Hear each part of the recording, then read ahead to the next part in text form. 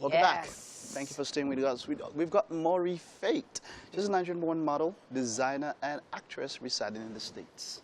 Now, she started modeling in 2008, but got her breakthrough after participating in Nigeria's Next Supermodel competition in 2009. And it's really great to have her on set with us because she's almost always outside the country. Welcome home. Thank you. How tall are you? Let's start with that.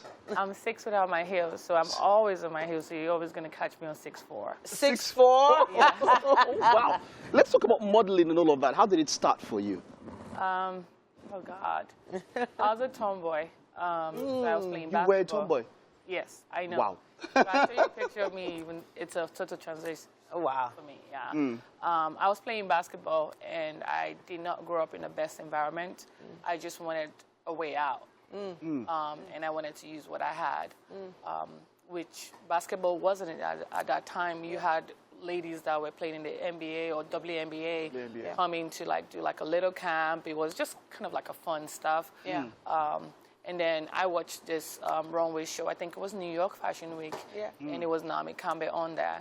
I've always been the shy person, so it was kind of like, oh, so it doesn't matter who the person is in a fashion show. Yeah. If I'm on that stage, that's my stage. Wow.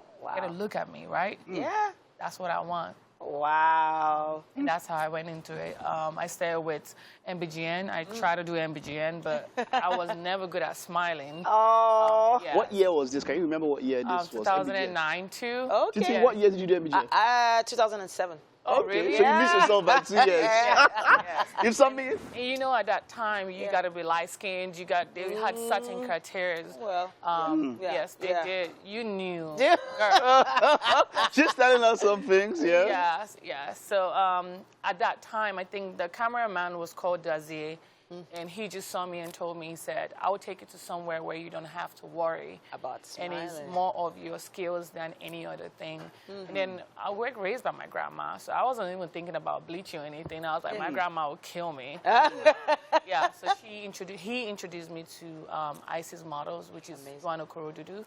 And she fell in love with me immediately, and that period we had ASU strike, which I'm so sorry, you guys are still having the same thing. ASU strike. This was what, 2000s? It's still on. It was there before. It is there now. It's looking like it will still be there.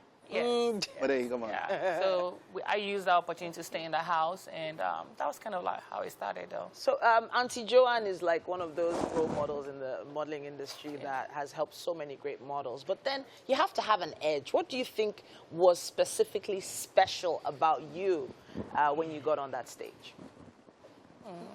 What? Well, first of all, I got evicted. I was supposed to be out the week before. Really? But the chaperone, Auntie Meg, Auntie Juliet, and some of the models were like, if she gets evicted, that means we're not safe. Wow. And they were willing to walk away from the show. Goodness. And the lady was like, Mrs. Juan was like, okay, you're going to be on the show, but you're not going to come out anything.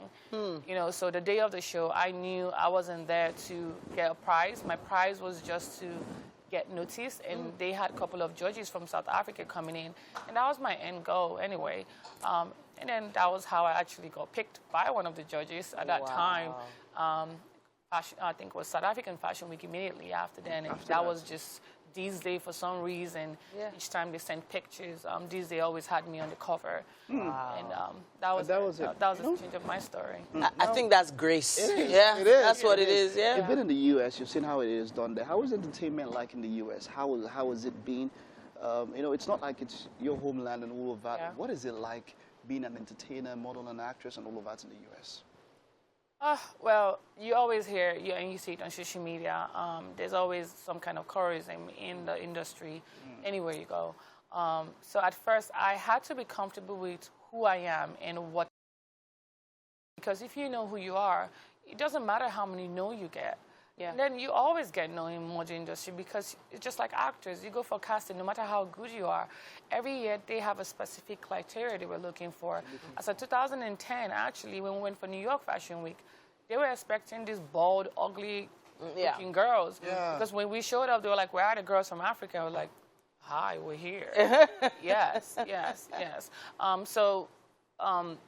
having that intonation, especially I was very Nigerian at that time. I couldn't understand them properly.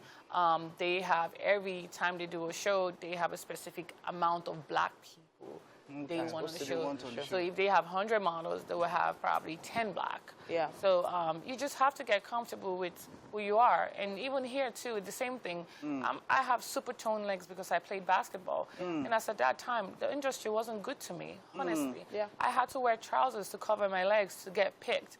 So they picked me for my work, and they picked me for me. And the day of the show, voila, I didn't have a choice. Because they always had me in the opening of the show because of probably the grace, like you said, or probably how good I was. And not until I moved to the U.S., I realized the sexiest legs were like yam legs. Yeah. Like, girl, and that's what you got? I started wearing bomb shirt after then. Oh.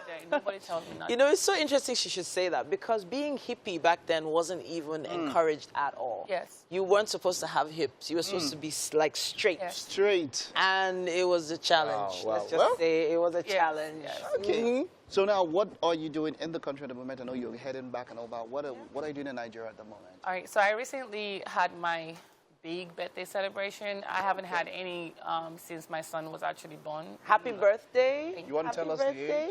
I'll be 55. You're not supposed to ask a girl. I didn't ask. I said, you want to tell us? But yeah, she doesn't want to. I threw him under the bus. You did. You did. So I work for a solar company called Sun Power in California. Okay. We're looking at actually transferring or having a franchise of solar panels down in Nigeria. So I came in here to see survey. Okay. And without the survey, I would have just been blabbing nonsense because I never knew our country.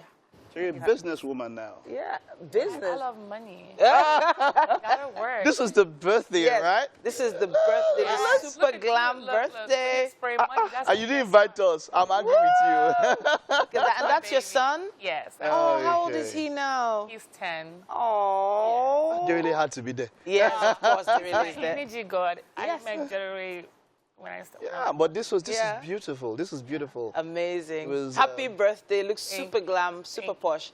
And you deserve, to be celebrated. Everyone. Thank you. Everyone is just gushing over these videos right now. I like this. That's like a it. lovely dress. Oh, my God. Girl.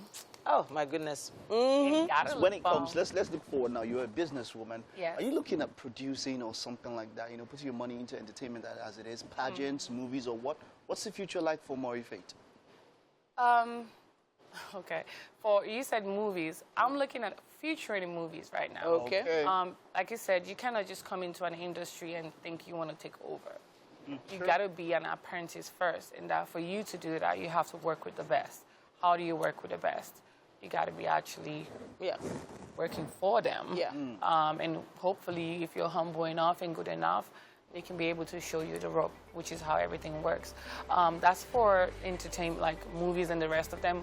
But for modeling, our modeling industry is doing very well. We have them on runway, Gucci runway, Prada, MS. Yeah. I don't think they need more, honestly, because... You don't do the runway no more? I don't do runway anymore. Honestly, Yes. but you're absolutely fabulous, and Thank we you. keep fabulous people like you on our couch as long as possible. Oh. We have games. We have games. coming You're up. going to play 1 or 2 games. Just easy games. Don't worry. It's not going to be a problem. Charades, music, charades. You love music? You definitely love music. I do. Love Nigerian What kind of music. music? Afro beats. Yeah. We're doing a mix of both, but that's going to be, we'll keep that. And we'll just take this time out. Now when we get back, Morey Fate is going to be with us. We'll be playing our games. Stay with us. Thank you.